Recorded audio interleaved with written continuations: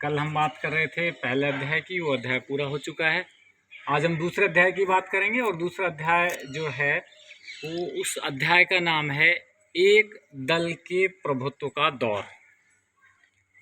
एक दल के प्रभुत्व का दौर का अर्थ होता है कि लोकतांत्रिक शासन में या गैर लोकतांत्रिक शासन में किसी एक ही दल के द्वारा बार बार सरकार का गठन किया जाए और उसी के अनुसार, उसकी नीतियों के अनुसार ही देश की शासन व्यवस्था को चलाया जाए। ये होता है एक दल का प्रभुत्व। तो ये तो पाठ का नाम है और उसका जो हमारा आज का जो टॉपिक रहने वाला है वो लोकतंत्र की स्थापना की चुनौती। पहले पाठ में हमने पढ़ा था कि नए राष्ट्र के निर्माण की चुनौतियां, उसमें हमने 3 चुनौतियां देखी थी। एक, देश की एकता और अखंडता को बनाए रखना, दूसरा लोकतंत्र को स्थापित करना और तीसरा था देश का विकास करना। तो पहली जो चुनौती थी उसका अध्ययन हमने पहले अध्याय में कर लिया कि देश की एकता और अखंडता को कैसे सुरक्षित रखा जा सकता है। इस अध्याय में हम बात करेंगे लोकतंत्र की स्थापना की चुनौती के बारे में। तो आज का हमारा टॉपिक ही है लोकतंत्र की स्थापना की चुनौती। सबसे पहले हम बात करते हैं इसकी पृष्ठभूमि। भारत 1947 के 15 अगस्त को ब्रिटेन से आज़ाद हुआ और आज़ादी के बाद भारत को जिन परिस्थितियों से गुजरना पड़ा, उन परिस्थितियों को देखते हुए दुनिया के जो उस समय के अर्थात 1950 और 1960 के दशक में जो राष्ट्र औपनिवेशिक शासन से मुक्त हुए थे, उन दूसरे देशों ने, ये औपनिवेशिक शासन से मुक्त होने वाले जो देश थे वो ज़्यादातर यूरोप और अफ्रीका के देश थे। गलत बोल दिया, यूरोप नहीं, एशिया और अफ्रीका के देश थे। तो इन एशिया और अफ्रीका के देशों ने अपने यहाँ लोकतंत्र को नहीं अपनाया, ज़्यादातर देशों ने नहीं अपनाया। उसका कारण ये था कि वो लोग ये मानते थे, उनका ये विचार था कि हमारे यहाँ लोकतंत्र को हम ठीक प्रकार से स्थापित नहीं कर सकते हैं। इस कारण से उन्होंने अलोकतांत्रिक शासन पद्धतियाँ अपनाई। जैसे कहीं पर किसी एक ही दल का शासन स्थापित हो गया, कहीं पर किसी एक व्यक्ति ने शासन स्थापित कर लिया, तो कहीं पर सैनिक शासन की स्थापना हुई।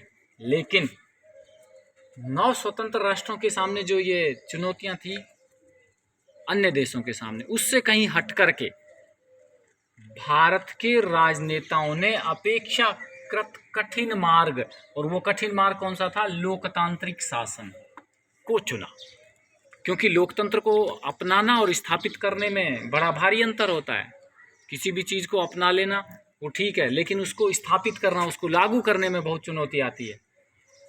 भारत ने लोकतांत्रिक शासन को ही चुना। इसका मुख्य कारण था, लिखा है, इसका मुख्य कारण था कि जब हम अंग्रेजों के विरुद्ध अपनी आज़ादी का आंदोलन कर रहे थे, उसी समय हमारे राजनेताओं ने ये तय कर लिया था कि स्वतंत्र भारत का शासन लोकतांत्रिक पद्धति के अनुसार चलाया जाएगा। राष्ट्रीय आंदोलन में ही निर्धारित था। जनता संभवतः राजनेताओं का साथ इस कारण से भी दे रही थी अंग्रेजों के विरुद्ध कि जैसे ही अंग्रेजों से हम मुक्त हो जाएंगे तो शासन जो भारत का चलेगा उसमें हमारी भी हिस्सेदारी होगी। क्योंकि पहले ही स्पष्ट लिखा जा चुका है कि भारत के जो राजनेता थे वो भारत के शासन संचालन में जनता को हिस्सेदार बनाना चाहते थे। भारत के राजनेता ये चाहते थे कि स्वतंत्र भारत का जो शासन चले वो शासन ऐसा हो जिसमें जनता अपनी इच्छाओं को व्यक्त कर सके, अपनी मर्जी के अनुसार अपने राजनेताओं को अर्थात शासन संचालन करने वाले लोगों को चुन सके।